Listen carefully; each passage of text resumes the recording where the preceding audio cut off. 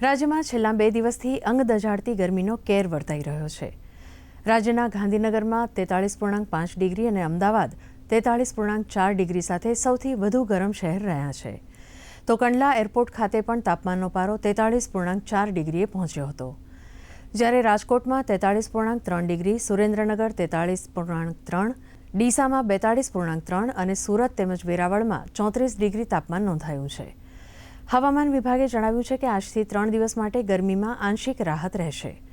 બંગાળની ખાડીમાં સર્જાયેલા લો પ્રેશરના કારણે રાજ્યના સરેરાશ તાપમાનમાં 2 થી 3 ડિગ્રીનો ઘટાડો થશે।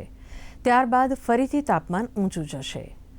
તારીખ 13 થી 17મી એપ્રિલ દરમિયાન કચ્છ તેમજ બનાસકાંઠામાં હીટવેવની પરિસ્થિતિ ઉત્પન્ન થશે।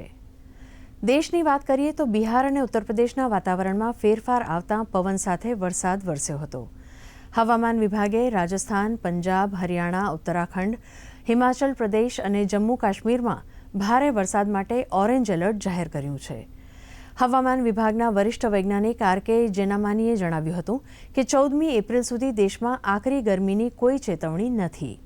જો કે આગામી 5 દિવસ સુધી બિહારના ઘણા વિસ્તારોમાં ભારે વરસાદ અને કરા પડવાની ચેતવણી છે। તે ઉપરાંત આગામી દિવસોમાં ઉત્તર પૂર્વથી પશ્ચિમ બિહાર સુધી ભારે પવન અને વીજળી સાથે વરસાદ પડી શકે છે।